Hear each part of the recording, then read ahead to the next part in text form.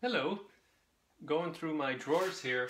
I currently have two rows of comics. They're bagged and boarded or mylar bag, and I use these dividers. They're pretty nice. You can get them online, pretty cheap.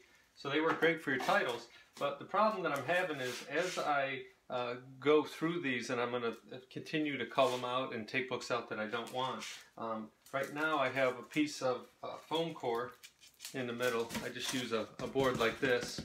And then I cut it to size and put it in.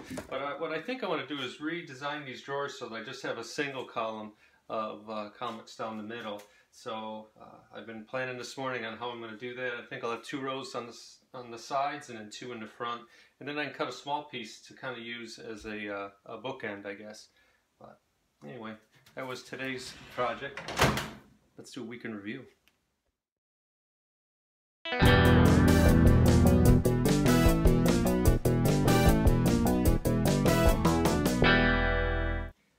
Hello again. Well, we are on free comic book eve, I guess.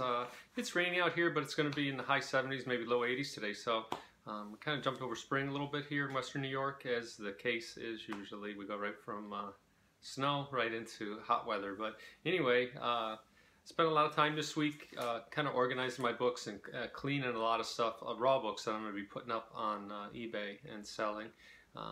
The Wednesday chat was a lot of fun. The first half was the four of us, like it was last week, which is a good time. The doc was in rare form as he always is, so that was kind of cool. And then the second half of the chat, we did a kind of a, not so much a review, just as our feelings and thoughts on the Avengers movie. And I thought it was good. I read some of the chat afterward. I kind of started doing that now because during the chat I really can't see it that well because it's pretty small. And also I'm just trying to stay engaged with the others. But it was kind of cool to read what everyone else thought about it. As you saw on the intro, I'm figuring out how I'm going to kind of redo my drawers. I'm not going to need two rows of like 400 anymore in those. So I think I want to have it so it's a lot more accessible and a lot easier to get in and out. One thing that anyone that has comic books realizes, comic books are heavy, especially when you get them all in one place. By themselves, they're pretty light, but you get 400 per side. There's about 800 per drawer in there, so it gets heavy fast. So they're kind of bowing in the middle, and I'm just concerned about the books over time getting bent or curved or whatever. I do have them either half back or full back with Mylar, but I think I want to switch to top loader for a lot of my books, so probably like a Mylar and then in a top loader. But more on that. I'll probably just do a separate video on that. Tomorrow is Free Comic Book Day. For those of you that don't know, you go in and all the different companies will give these books to comic shops to have in, and the idea is to get people reinvigorated in the hobby. A lot of places will have things, like one of the ones I'm going to, I think he's going to do a cookout, and they usually have artists there or different creators there sitting at the table. They're kind of like mini cons, so I try to go to 3, 4, I think I went to 5 last year, so it's a lot of fun. So take part in it if you haven't. As far as pickups go, it's Spidey themed today, Spider-Man. I just was thinking Spider-Man, although he's not my favorite character, has some of my all-time favorite covers, looking back as a kid collecting, and I just pulled a few that really kind of came to mind. First one is 151. It's when he's in the sewer. It's kind of the end of the Clone Saga, or winding down. I think it's actually when we might dispose of the body, but anyway, just a great cover. Always loved it. I love the little details like the rats. It's one of my favorite covers. This one's always holds a special place for me.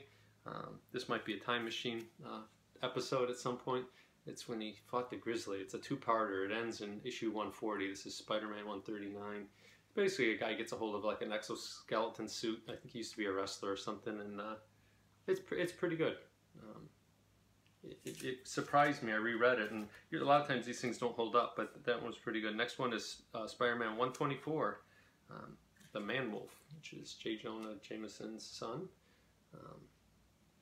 Just a great cover. And I think this one really kind of is in my memory more because it was the cover to the Power Records for Spider-Man back then too, in the 70s. And the last one is definitely one of my all-time favorite comic books, was on my 2017 list. Amazing Spider-Man number 33. And I love the story on this. I love the way that the water's drawn here and just how hopeless it seems there. And he's just there thinking about stuff in his life and woe is me. And then finally he finds the strength to get out. And I think it's a good story. Still holds up today. Yes, it has some silliness to it because it was back in the 60s. But I still like the story. And it's just one of my favorite all-time covers. So simple. But that's it. I didn't pick up anything new this week. Today's sermon, I guess, is sermon slash kind of thoughts, and it kind of came to me as I was sitting watching the credits after the Avengers movie, and reading, and you know, I've been doing a lot more reading, and it came to me, and there's a term, canon. So canon is the accepted parts of a given universe story. You know, so my sermon today, or thoughts, is what is canon for you? If you think of it, the easier way to describe it is like in all of the iterations of Spider-Man that we've seen, cartoon, TV show, the 3 different movie series, in the comics, it's always Peter gets bit by a radioactive spider. That's the piece of the canon that really never changes. Now, timelines, circumstances, things do change. Another one is Tony Stark. You know, in all of the storylines, he is, you know, he's over in Asia in one part, and in the movies he's in like the Middle East or Afghanistan. It's always he is a rich playboy. He gets hurt severely. He has to create something to help his heart, save his heart, and create an armor to escape. So those bits of it, that's the canon of the story. That always stays the same. And it got me to thinking about when I was sitting in the movie and why I don't read a lot of the new stuff. And it's kind of 2 parts to me. The first thing is, when did your canon stop? Your personal canon in comics. When did that stop? For me, I would say it's probably the late 80s. And it's not that I don't realize or recognize that the stories continued on. And what's weird is they continued on for 20, almost 30 years more from how short my canon period was, which was about probably 12 years. So it is vastly, there's more story.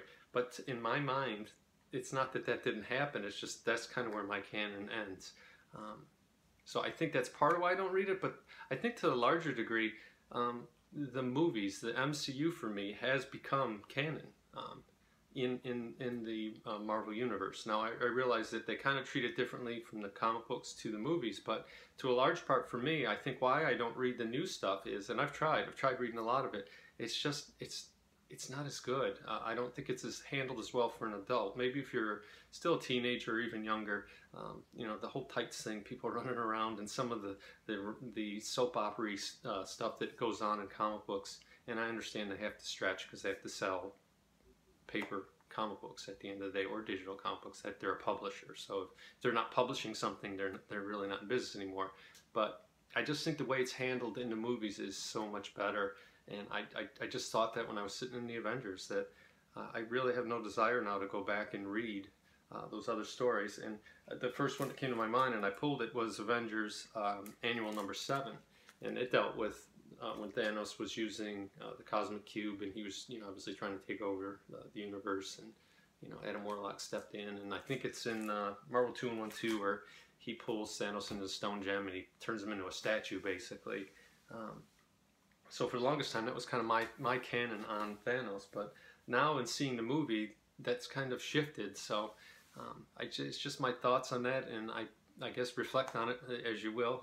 What is your personal canon? Do you have a stop? Maybe yours never stopped. Maybe you just got into comics a year ago, and your canon is being written right now. So it's interesting and fun to think about. And I do think the 19 movies so far that have come out have really rewritten, at least for me, my Marvel Universe canon, and for me what's acceptable.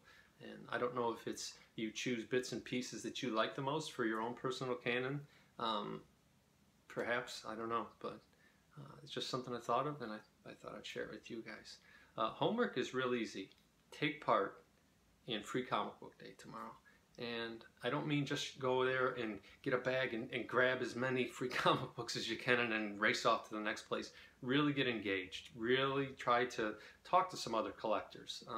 I know sometimes I remember back talking to people. I used to go on Sundays, and Sundays you know, around right before noon I would go. People would be there and you could talk about storylines, you could talk about stuff. Lately when I go, people come in, they grab their pull list and they get the hell out of there. They might browse quickly at something, but there's no talking. There's not a lot going on. And I just think that's the way life is now, and I think a lot of people have their face buried in their phone. So a lot of it's gone. But tomorrow, go and try to engage the shop owner. Maybe they have a creator there, you know, an artist or someone that wrote a story. Talk to them. Talk to other collectors. You know, try to get involved in it. I did this the last 2 years, and I enjoyed it a whole lot more. Like I said, I think I went to 5 last year, and it was a full day, but it was really, really cool. So I know I'm going to at least 2 tomorrow. The 2 that I show you, I plan on going to Rhino Comics and First Print Comics. They both do a really nice job.